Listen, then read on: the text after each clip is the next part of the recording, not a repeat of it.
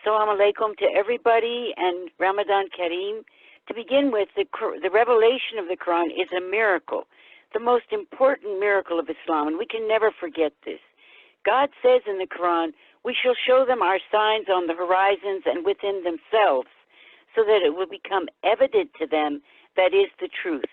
That is, that God shows us the signs in the universe and within ourselves, which we reflect from the universe, so that the truth may become clear to us. Al-Ghazali tells us that we need to know ourselves in order to understand how the signs are within us. And it's not just that we have a body, but we also have a soul and a spirit as well. Therefore, you must seek out the truth about yourself. For what purpose were you created? What is your happiness, and in what does it lie? What is your misery, and in what does that lie? So in coming to know ourselves, we become critical thinkers, something the Quran teaches us.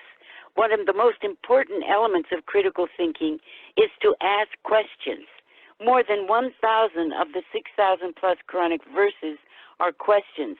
So the Quran teaches us how to think. So we ask questions about the context of the Quran in order to come to know how it is presented to us. It teaches, for instance, about Quranic psychology, which is the basis for moral psychology, living our lives in accord with morality. It teaches us kindness, forgiveness, and charity, and the equality of all human beings, no matter what their race or gender. It teaches us about anger management. It teaches us to have humility, to be honest and truthful, and much more. So the Arabic word Quran means recitation, and it occurs 70 times in the Quran as a means to tell us that we need to recite it. Some people translate the word Iqra as read, but since the Prophet could not read, it most likely means to recite. The Quran is basically organized on length of chapter, not in chronological order. However, there is agreement on the order of the revelation of the chapters, so that I was able to produce a chronological Quran in English following the accepted orders of chapters, so you can see how the Meccan chapters work and what the Medina verses are within the Meccan chapters, or the other way around.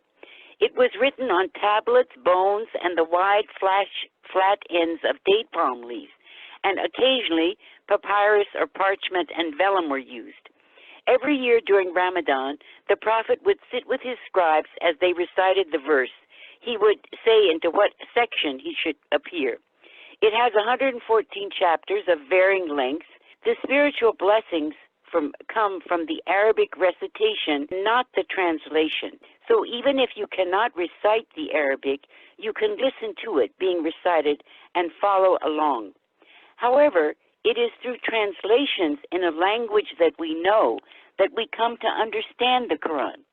A translation is not the actual sacred text, so even when we have our monthly cycle, we can read the translation of the Quran or listen to the Arabic recitation.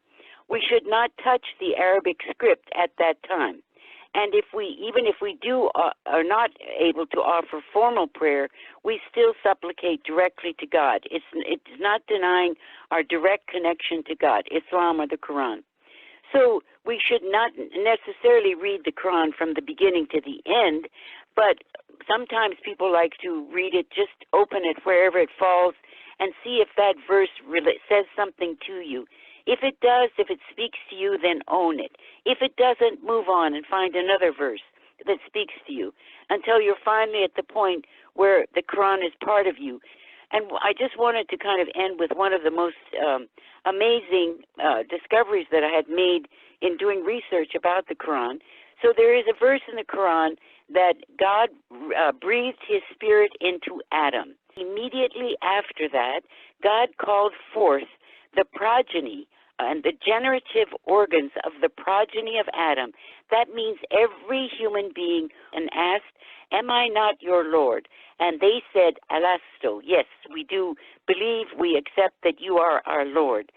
So we have, previous to being born, agreed and accepted the covenant with God.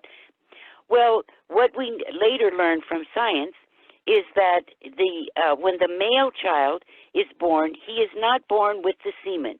He's born with the generative organs in order to produce semen and produce children later when he matures.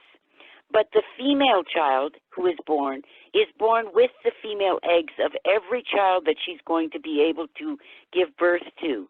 So that means that those eggs of the female child were there present at the time of the covenant, and that means that the female child carries the Spirit of God within her.